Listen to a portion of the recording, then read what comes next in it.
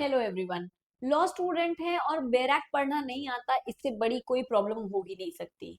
हमें कई बार लगता है कि बैराक पढ़ना इतना इंपॉर्टेंट नहीं है, बैराक समझ लेना या कॉन्सेप्ट को समझ लेना ही काफी होगा, बट ऐसा नहीं होता। जब तक आप कॉन्सेप्ट को बैराक के साथ अलाइन करके नहीं पढ़ते हैं, आप ये मान के चलिए कि आपका प्री और मेंस अभी भी श्योर नहीं हुआ है। क्योंकि बहुत सिंपल सी बात है, कई बार बहुत सारे क्वेश्चंस प्रिलिमिनरी एग्जामिनेशन में बहुत बैराक लैंग्वेज से ओरिएंटेड होते हैं। कई बार पूरे कॉन्सेप्ट को समझने के लिए बेराट की लैंग्वेज को भी समझना बहुत जरूरी होता है और बेराट के हर एक पार्ट को समझना बहुत इंपॉर्टेंट होता है। अब ऐसी कुछ मिस्टेक्स हैं जो सभी बच्चे लगभग बेराट को पढ़ते हुए करते हैं। वो मिस्टेक्स क्या है और उन्हें कैसे करेक्ट करना है, ये हम समझेंगे आज के अपने सेशन में। So welcome to the YouTube channel of Judiciary Gold. My name is Ankita और आज हम पढ़ने वाले हैं ये बहुत इंपॉर्टेंट 15 बातें जो हमें अवॉइड करनी है, क्योंकि ये बहुत ही डेडली है जब भी आप बेराट पढ़ रहे होते हैं उस समय पर। ठीक है, सो इन मिस्टेक्स को नहीं कमिट करेंगे और बहुत कॉन्शियसली अपनी बेराट को पढ़ना सीखेंगे। चलिए सो देखते हैं फटाफट से कि क्या है ये सारी बातें।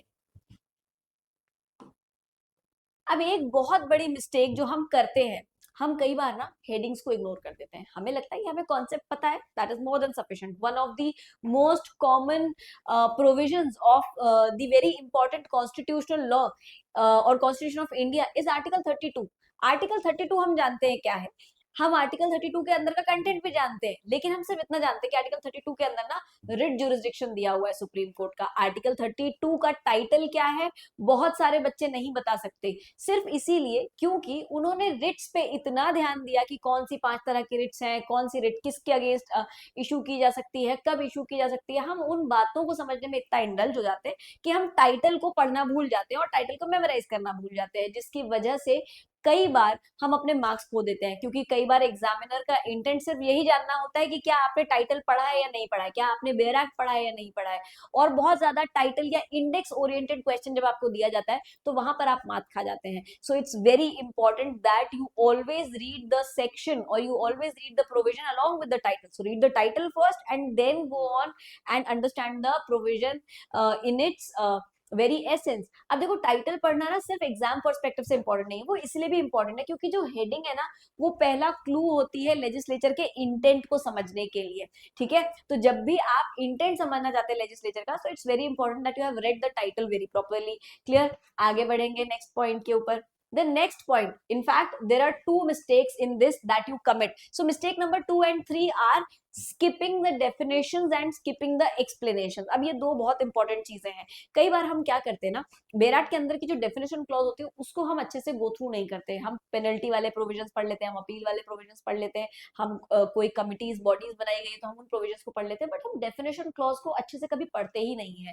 तो डेफिनेशन को पढ़ना बहुत अच्छे से इंपॉर्टेंट है, क्योंकि जब तक आप डेफिनेशन नहीं समझेंगे तब तक आपको आगे की बातें भी सिर्फ रट जाएंगी, याद हो जाएंगी, बट आप उन्हें कभी समझ नहीं पाएंगे कंसेप्चुअली। ठीक है, then coming on to the next, that is the mistake number 3 which is explanations को स्किप कर देना। अब आपने पूरा प्रोविजन पढ़ा और अब आपको लगता है कि अब मुझे बहुत अच्छे से समझ में आ गया है, तो मैं एक्सप्लेनेशन पे क्यों टाइम वेस्ट करूं। तो वो 3-4 लाइनें एक्सप्लेनेशन की आप ना स्किप कर देते हैं।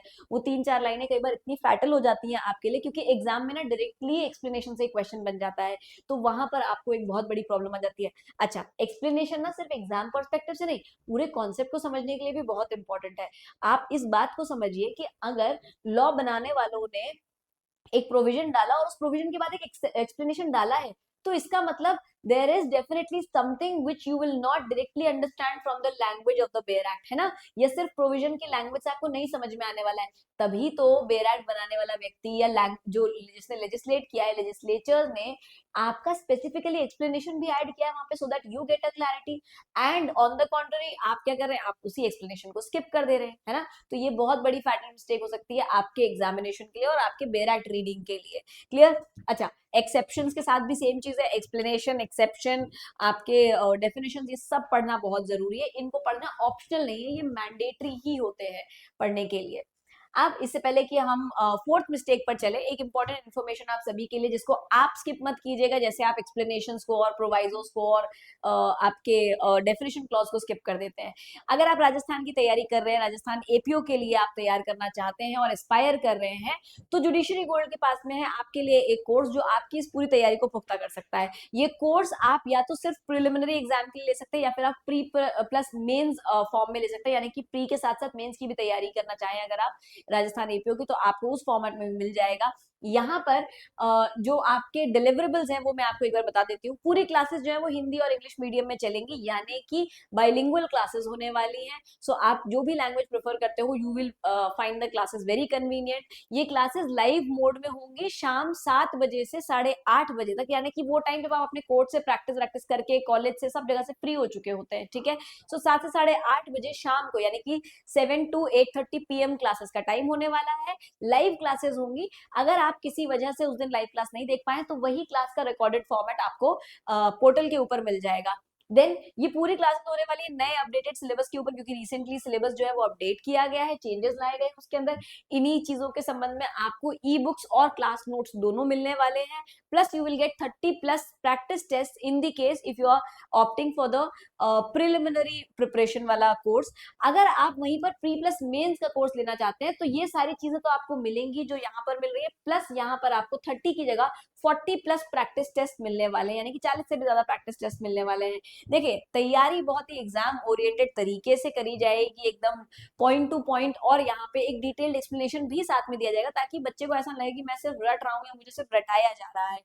आप अपनी एक्यूरेसी, अपनी स्पीड, अपनी प्रॉम्प्टनेस, इन सारी बातों को इंश्योर कर पाएंगे प्रैक्टिस टेस्ट को अटेम्प्ट करके। So if you want to have a serious preparation for Rajasthan APO, आप इस नंबर पे कॉल कर सकते हैं।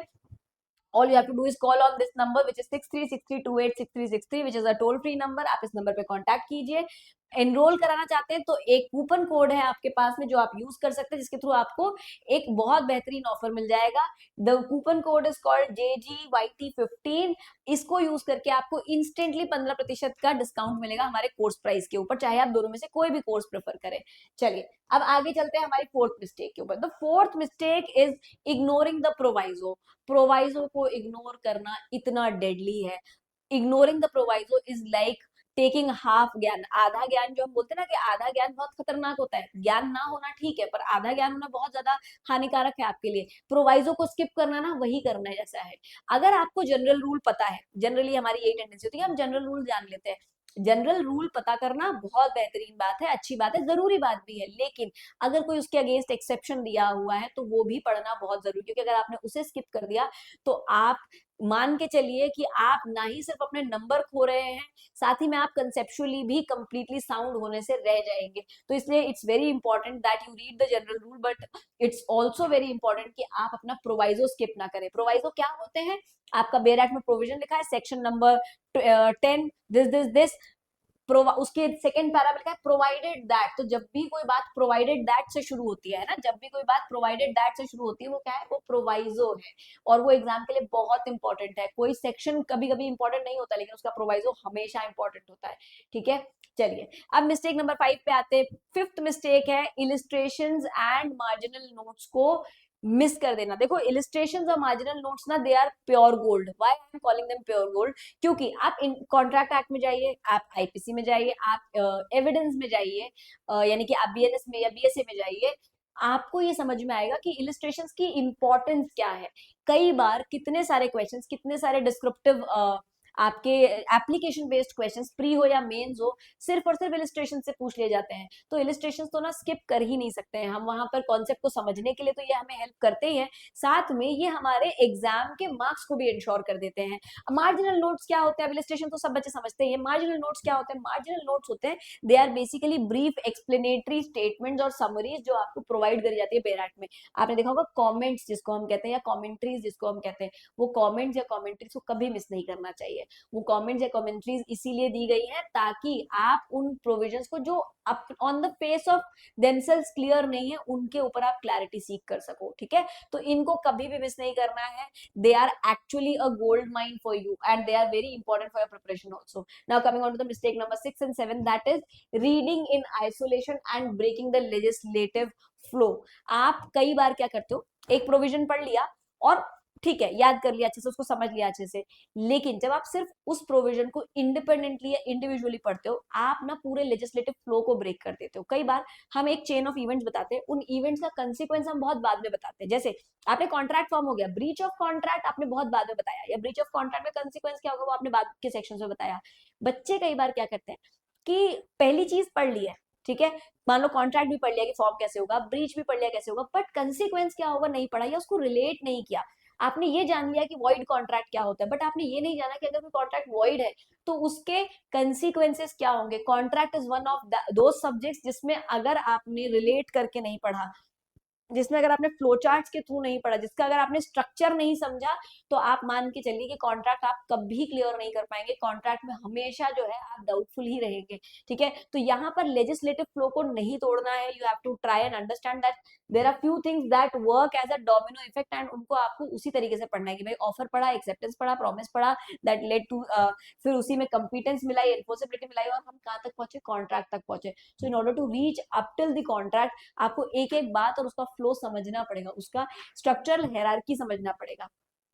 Then coming on to the mistake number 8 and 9, keywords and modal verbs को एक तरीके से इग्नोर कर देना, ठीक है। अब कीवर्ड्स क्या है, कई बार मुझसे बच्चे पूछते हैं क्लास में कि मैम क्या बेराक की लैंग्वेज जैसी की जैसी याद होनी चाहिए, क्या हमें वर्बटम याद होना चाहिए? नहीं, it is humanly impossible to remember each and every provision verbatim और वर्ड बाय वर्ड, ठीक है। लेकिन क्या जरूरी है फिर, जरूरी ये है कि आप कीवर्ड ना भूलें। जैसे यहाँ एक एग्जांपल मैंने दिया हुआ है, फ्री कंसेंट दिया है सेक्शन 10 के अंदर, ठीक है, इंडियन कॉन्ट्रैक्ट एक्ट का सेक्शन 10 फ्री कंसेंट की बात करता है, आपने ना उसे वॉलंटरी कंसेंट कह दिया। कहीं पर लिखा हुआ है रेनंसिएशन, आपने कह दिया रेपुडिएशन। कहीं पर लिखा हुआ है आपका टर्मिनेशन, वहां पर कह दिया आपने डिमिनिशिंग।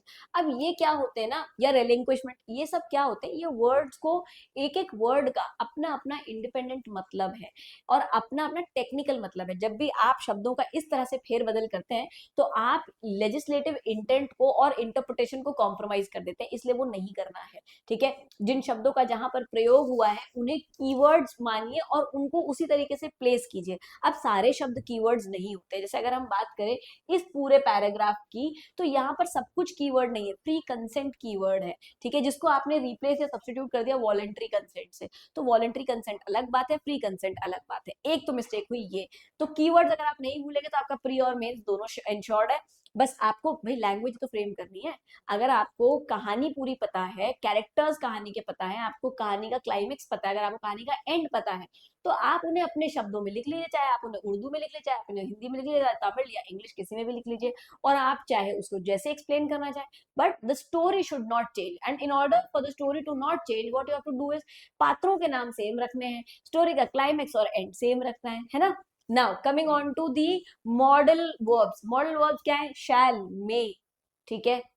ये सब चीजें आपकी एक स्पेसिफिक मीनिंग कन्वे करती हैं। जब भी हम देखते हैं कि कहीं पर शैल लिखा है, कहीं पर शुड लिखा है, कहीं पर कुड लिखा हुआ है, कहीं पर मे लिखा हुआ है, ये वर्ड्स अपने आप में ना ऐसा चॉइस नहीं है कि चलो मुंह में जो आ गया बोल दिया कि भाई अंकिता मैम लाइव लेने गई थी, जो कन्वीनियंटली उस टाइम पे पढ़ाते पढ़ाते एक्सटेम्परली फॉर्म हो गया सेंटेंस, वो उन्होंने डिलीवर कर दिया। इट्स नॉट लाइक दैट, ठीक है। Every word, every modal verb has been used with a certain intent, और क्योंकि वो सर्टेन इंटेंट के साथ यूज किया गया है, उसका अपना एक अलग मतलब है। तो आप कभी भी उन्हें ना ऐसे चेंज नहीं कर सकते, जहां पर शैल लिखा है वहां शैल ही होगा, जहां पर मे लिखा है वहां पर मे ही होगा, ठीक है। तो इनको कभी नहीं बदलना है, इनको हमेशा याद रखना है, और इनको याद इसलिए रखना है क्योंकि जुडिशरी आपका ये एक्यूमेंट चेक करती है। जुडिशरी ये जानना चाहती है कि आप ये गलती तो नहीं कर रहे, आपने बेर एक्ट पढ़ने में लूजली बेर एक्ट तो नहीं पढ़ लिया है, ठीक है। Now cross references, ingredient, negative language, ये कुछ चीजें जो आपको मिस नहीं कर रहा है यहाँ पे, ठीक है। ये मिस्टेक नंबर 10, 11 एंड 12 है। देखो क्रॉस रेफरेंसेस का मतलब क्या होता है, क्रॉस रेफरेंसेस का मतलब होता है अगर आप सेक्शन 126 पढ़े हैं तो then it's your duty that you read the question section number 127 and then you go to section number 128. ठीक है, don't go on reading random sections and picking up random provisions. आपको एक सीक्वेंस में पढ़ना है. अगर आप विदाउट सीक्वेंस पढ़ेंगे तो आप अनक्लियर ही रहेंगे, आपका पूरा कॉन्सेप्ट कभी क्लियर नहीं होने वाला. ठीक है, उसके बाद में आते हैं इंग्रेडिएंट चेकलिस्ट पे. इंग्रेडिएंट चेकलिस्ट क्या है? अगेन वही चीज कि कई बारी जैसे मैं, जो बच्चे मुझसे पढ़ते हैं, जिन बच्चों ने मुझसे फैमिली लॉ पढ़ा है, तो मैं आपको पूरा हिंदू लॉ में एक डेफिनेशन क्लॉज के अंदर एक प्रोविजन है customs and usages which is given under the section 3A of the Hindu marriage act 1955. ठीक है, मैं पूरा प्रोविजन यहाँ पर आपको बोर्ड पर लिखती हूँ. उस पूरे प्रोविजन का मतलब पूरा जो बेरक का लैंग्वेज है, the section, the provisos, both the things, दोनों प्रोवाइजो लिखती हूँ, सेक्शन लिखती हूँ, पूरा का पूरा बेरक लैंग्वेज वहां पे कॉपी करती हूँ. वो बेरक लैंग्वेज में क्यों कॉपी करती हूँ? वहां पर मेरा इंटेंट ये होता है कि मैं बच्चों को एक एक इंग्रेडिएंट समझा पाऊँ.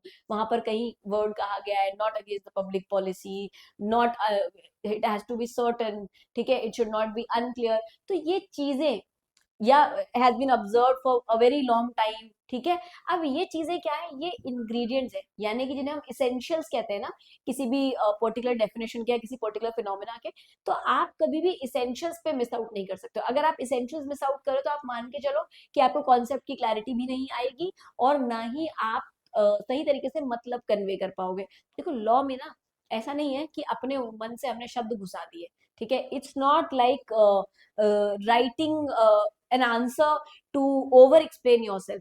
It is simply कॉम्प्रहेंशन, जिसमें से अगर आप एक भी शब्द उठा देंगे तो अर्थ का अनर्थ तुरंत हो जाएगा. ठीक है, आप बैराक में से कोई भी वर्ड अगर गायब कर दोगे ना, कोई भी इंग्रेडिएंट गायब कर दोगे, immediately you will lose the very essence of the provision. तो इसीलिए ये बहुत जरूरी है कि हम इंग्रेडिएंट्स की चेकलिस्ट को जो है अच्छे से फॉलो करें. अगर कहीं पर सेक्शन, जैसे section 10 of Indian contract act है, agreement, competency, free consent, lawful object, not expressly void, ये 5 बातें वहां लिखी है. इन 5 बातों को याद रखना जरूरी है, इनमें से कुछ भी वहां मिस नहीं होना चाहिए. Then coming on to the negative language. Negative language क्या है? कई बार कोई प्रोविजन होते हैं जिनको हम क्या कहते हैं कि नेगेटिव प्रोविजन है. नेगेटिव प्रोविजन मतलब वो शुरू ही होते हैं नो सूट शैल लाई.